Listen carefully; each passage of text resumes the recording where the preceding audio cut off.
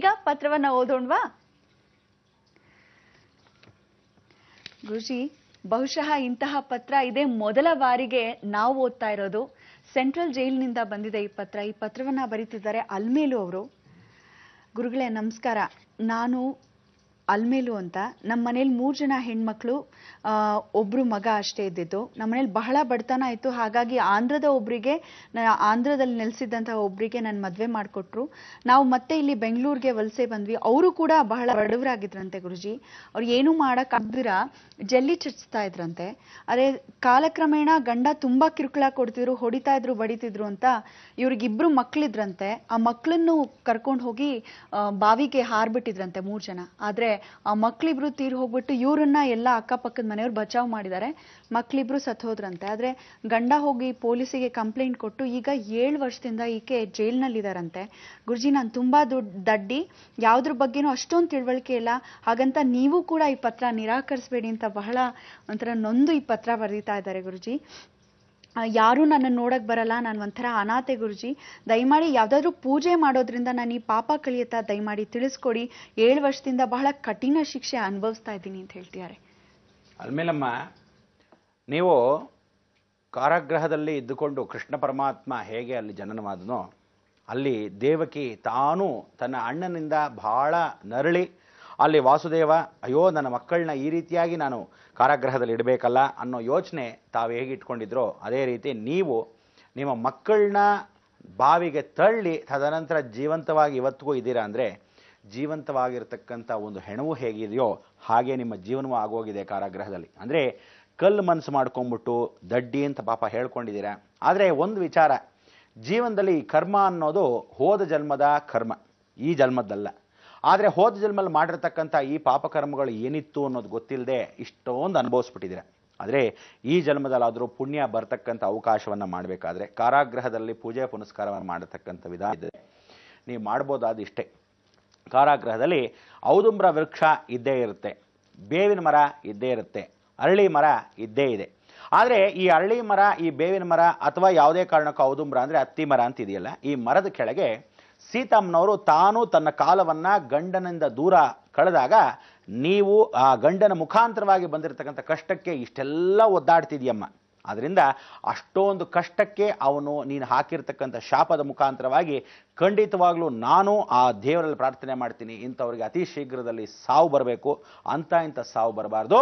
ಅವನು ನರಳಿ ಬೀದಿಲಿ ಬಿದ್ದು ಸಾಯಬೇಕು. ಆ ದಿನ ಅಣುದಲ್ಲೂ ಕ್ಷಣದಲ್ಲೂ ನಿನಗೆ ಎಷ್ಟು ಘೋರ ಅನ್ಯಾಯ ಮಾಡಿದಾನೆ ಅದನ್ನೆಲ್ಲ ನೆನೆಸ್ಕೋಬೇಕು.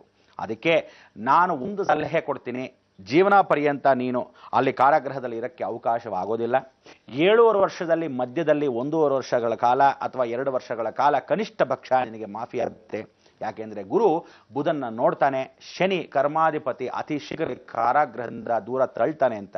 ಯಾವ ಕಾರಣಕ್ಕೋ ಏನೋ ಅಥವಾ ಅಲ್ಲಿ ನೀನು ಕೆಲಸ ಮಾಡ್ತಿದ್ಯಾ ಅಂತ ಸಂತೋಷ ಪಟ್ಟಾದರೂ ಸರಿ, ಆ ಒಂದು ಕಾರಾಗೃಹದಿಂದ ದೂರ ತಳ್ಳೋದು ಗ್ಯಾರಂಟಿ. ಅಂದರೆ ಅಲ್ಲಿಂದ ಹೊರಗಡೆ ವಿಮೋಚನೆ ಆಗೋದು ಗ್ಯಾರಂಟಿ. ಆದ್ದರಿಂದ ಒಂದು ವಿಚಾರ, ಯಾವ ಕಾಲಕ್ಕೂ ಬೇಜಾರು ಮುಂದಕ್ಕೆ ಮಾಡ್ಕೊಳ್ಳದೆ ಜೀವನ ಪರ್ಯಂತ ಈ ರೀತಿಯಾದ ಕಷ್ಟಗಳನ್ನು ಪಟ್ಟಿರ್ತಕ್ಕಂಥ ನೀನು ಮೊಂಡು ಜನ್ಮವಾಗಿರ್ತಕ್ಕಂಥ ಕಲ್ಲು ಮನಸ್ಸು ಮಾಡಿಕೊಂಡು ಇಂಥವ್ರ ಮುಂದೆ ಬಾಳಿ ಬದುಕಬೇಕಾದ ಒಂದು ನಿರ್ಧಾರವನ್ನು ತಲೆಗೆ ಹಾಕೊಂಬಿಡಿ ಅಲ್ಮೇಲಮ್ಮ.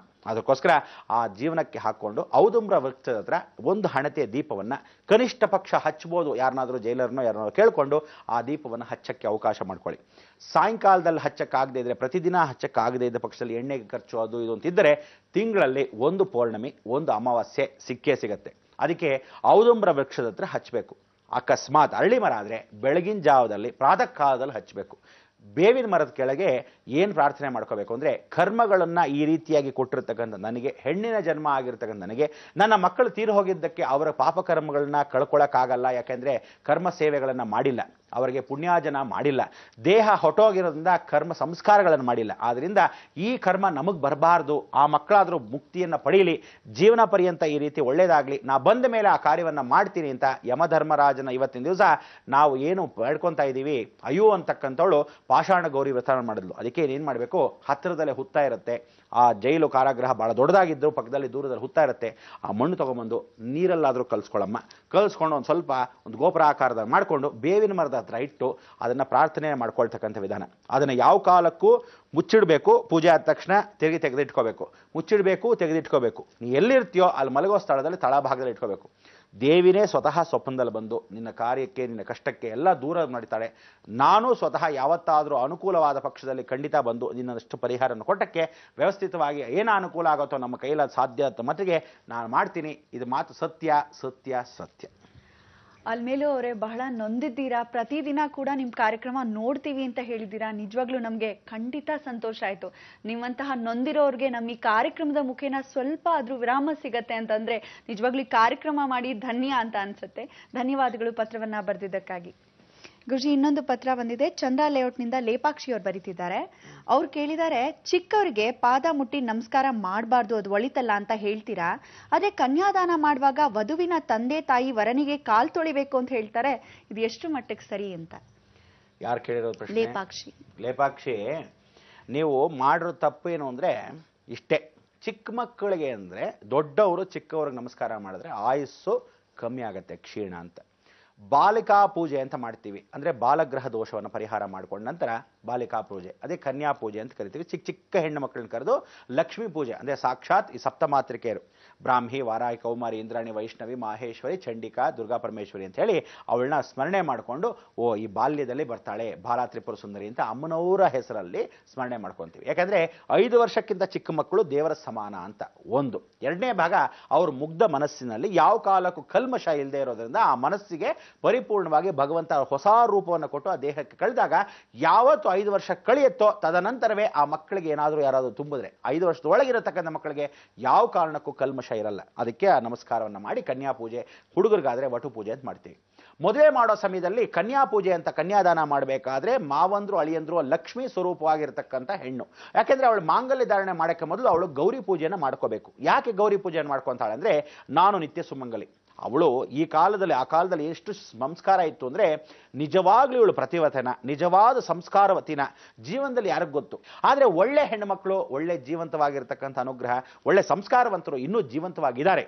ಎಲ್ಲಿ ಅಲ್ಲಿ ಇಲ್ಲಿ ಹುಡುಕಲು ಸಿಗ್ತಾರೆ. ಅದಕ್ಕೆ ಅವ್ರು ಹೇಳ್ತಾರೆ, ನನ್ನ ಮಗಳು ಒಳ್ಳೆ ಆ ಮಣ್ಣಿನ ಹಣತೆಯಲ್ಲಿ ಇಟ್ಕೊಂಡು ಕೊಡ್ತಿದ್ದೀನಿ, ಆ ದೀಪ ಆರ್ದು ಹೋದ ಇದ್ದಂಗೆ ನನ್ನ ಮಗಳನ್ನ ನೋಡ್ಕೊಳ್ಳಿ. ಅಂದರೆ ಆ ದೀಪಂ ಜ್ಯೋತಿ ಪರಬ್ರಹ್ಮ, ಭಗವಂತ ಲಕ್ಷ್ಮೀ ಸ್ವರೂಪದಲ್ಲಿ, ಅಹಂ ಲಕ್ಷ್ಮೀ ಚ ವಿದ್ಮಹೇ ಲಕ್ಷ್ಮೀ ಪೂಜಿತ. ಇವಳನ್ನ ಗೌರಿ ಪೂಜೆ ಮಾಡಿಸಿದ ನಂತರ ಇವಳೇ ಸ್ವತಃ ಸೀತಾಮ್ಮನವರು ಲಕ್ಷ್ಮಿ ಆಗ್ತಾಳೆ. ಅದಕ್ಕೆ ಅಹಂ ಲಕ್ಷ್ಮಿ. ಅವಳನ್ನ ಅಲಂಕಾರ ಮಾಡಿ ವಧುವನ್ನ ಕೊಟ್ಟಾಗ, ವಧು ಅಂದರೆ ಮದುವೆ ಮಾಡಕ್ಕೆ ಮೊದಲು ಸಾಕ್ಷಾತ್ ಲಕ್ಷ್ಮಿನೇ ಅವಳೊಳಗೆ ಆಹ್ವಾನ ಹಾಕೊಂತಾಳಂತೆ. ಅದಕ್ಕೆ ಯಾವಾಗ ನಾವು ಮದುವೆಯನ್ನ ವಿಷ್ಣು ಮಾಡುವಾಗ ಧಾರೆ ಇರಬೇಕಾದ್ರೆ ಸಾಕ್ಷಾತ್ ಪರಮೇಶ್ವರ ಹೇಳ್ತಾನೆ, ಅಯ್ಯೋ ನಾನು ಪರಿಪೂರ್ಣವಾಗಿ ಶ್ರೀನಿವಾಸನ ಕಲ್ಯಾಣವನ್ನು ಮಾಡೋ ಸಮಯಕ್ಕೆ ಆ ಅರ್ಘ್ಯವನ್ನು ಕೊಟ್ಟು ಆ ಧಾರೆಯನ್ನು ಹೊಯ್ಬೇಕಾದ್ರೆ ಈ ಲಕ್ಷ್ಮೀನ ನಾರಾಯಣನಿಗೆ ಸೇರಿಸ್ಬೇಕು. ಎಷ್ಟು ಒಳ್ಳೆ ಸಂಗಮ. ಅವನ ಕೈಯಲ್ಲಿ ಕೊಟ್ಟಾಗ ನನ್ನ ಮನೆ ಮಗಳು ನಿನ್ನ ಮನೆ ಮಗಳು ಬೆಳಗ್ತಾ ಇದ್ದಾಳೆ. ಅವಳೇನಾದರೂ ತಪ್ಪು ಲೋಪದೋಷ ಮಾಡಿದ್ರೆ ಅದನ್ನು ದಯವಿಟ್ಟು ಮನಸ್ಸಿಗೆ ಹಾಕ್ಕೊಂಡು ಕಾಪಾಡಿ ಅಂತ ವಿಚಾರ. ಅದಕ್ಕೋಸ್ಕರ ಲಕ್ಷ್ಮೀ ಸ್ವರೂಪವಾಗಿರ್ತಕ್ಕಂಥವಳಿಗೆ ಯಾವತ್ತು ಕಾಲ್ಗೆಜ್ಜೆ ಹಾಕ್ಕೊಂತಾಳೆ. ಅವಳೊಬ್ಬಳೇ ಅಂತಲ್ಲ, ನೀವು ಮನೆಯಲ್ಲಿ ಲಕ್ಷ್ಮೀ ಪೂಜೆ ಮಾಡೋಕ್ಕೆ ಮೊದಲು ಶುಚಿರ್ಭೂತವಾಗಿ ತಲೆ ಜಡೆ ಪೂರ್ತಿ ಸ್ನಾನ ಮಾಡಿ ಆವಾಗ ಹರ್ಷಣವನ್ನು ಹೆಕ್ಕಚ್ತಾರೆ. ಅಂದರೆ ಆ ಹರ್ಷಣದಲ್ಲಿ ಅವಳು ಮೈ ಇದ್ದಾಗ ಅವಳು ಪೂರ್ತಿಯಾಗಿ ಸುಮಂಗಲಿ ಸ್ವರೂಪದಲ್ಲಿ ಕೂತಿರ್ತಾಳೆ. ಯಾವತ್ತು ಇಂಥ ಕಲ್ಮಶವಿದ್ದರೂ, ಈಗ ನೋಡಿ ಸಾಧಾರಣವಾಗಿ ಒಂದು ಬ್ಯಾಕ್ಟೀರಿಯಾ ಒಂದು ಹರ್ಷಣ ಹಾಕಿದ ತಕ್ಷಣ ಯಾವ ಕ್ರಿಮಿಕೀಟಗಳು ಹತ್ರ ಬರಲ್ಲ. ಹಾಗೆ ಆ ಹರ್ಷಣದ ನೀರನ್ನು ಹಾಕೋಳು. ಇವಳು ಏನೇ ದೋಷಗಳಿದ್ರು ಅದು ಪರಿವರ್ತನೆ ಆಗಲಿ ಅಂತ ಅವಳು ಮಂಗಳ ಸೌಭಾಗ್ಯವತಿಯಾಗಿರ್ತಾಳೆ. ಆಗ ಆ ನಿತ್ಯ ಸುಮಂಗಳಿನ ಪೂರ್ತಿಯಾಗಿ ಅನುಗ್ರಹಪೂರ್ವಕವಾಗಿ ಮದುವೆಯನ್ನು ಮಾಡಿಸ್ತಕ್ಕಂಥ ವಿಧಾನ. ಅದಕ್ಕೆ ನೀವುಗಳು ಲಕ್ಷ್ಮೀ ಪೂಜೆ ಮಾಡ್ಕೊಳ್ಳಾಗ ತಲೆ ನೀರು ಸ್ನಾನ ಮಾಡಿ, ತುದಿ ಗಂಟನ್ನು ಹಾಕ್ಕೊಂಡು, ತಲೆ ತುಂಬ ಹೂ ಮುಡಿದು, ಕೈ ತುಂಬ ಬಳೆ ಹಾಕ್ಕೊಂಡು, ಹಣೆ ತುಂಬ ಕುಂಕುಮ ಇಟ್ಕೊಂಡು, ಕಾಲಲ್ಲಿ ಗೆಜ್ಜೆ ಹಾಕ್ಕೊಂಡು, ಕೈ ತುಂಬ ಬಳೆಯಲ್ಲಿ ಇದ್ದಾಗ ಗಲ್ ಗಲ್ ಅಂದಾಗ ಸಾಕ್ಷಾತ್ ಲಕ್ಷ್ಮೀ ಸ್ವರೂಪ ಅಂತ. ಆಗ ಆ ಕನ್ಯೆಯನ್ನ ದಾನ ಮಾಡಿದ ಮೇಲೆ ಅವಳು ಗೃಹಿಣಿ ಆಗ್ತಾಳೆ. ಗೃಹಿಣಿಗೆ ಮೊದಲು ಗೃಹ ಮುಚ್ಚತೆ. ಆ ಗೃಹ ಮುಚ್ಚತೆ ಅಂದರೆ ಆ ಕೊಡುವಾಗ ಮುಷ್ಟಿಯಲ್ಲಿಡ್ತಾಳಂತೆ.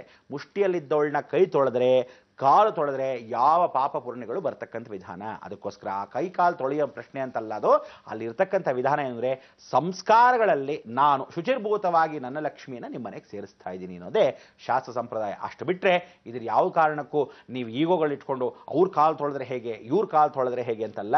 ಭಾವನೆಗಳು ಎಷ್ಟು ಚೆನ್ನಾಗಿ ವಿರಾಳವಾಗಿ ಮನಸ್ಸಿರುತ್ತೋ ಅಷ್ಟು ಚೆನ್ನಾಗಿರುತ್ತೆ ಆ ಸಂಸಾರ, ಆ ಸುಖವಾಗಿರ್ತಕ್ಕಂಥ ಜೀವನ. ಇದು ಒಳ್ಳೆಯದಾಗಲಿ ಅಂತ ಹೇಳ್ತಾ ಈ ಮುಖಾಂತರ ನೀವು ಕೇಳಿರೋ ಪ್ರಶ್ನೆಗೆ ಮುಕ್ತಿಯನ್ನು ಹಾಡೋಣ.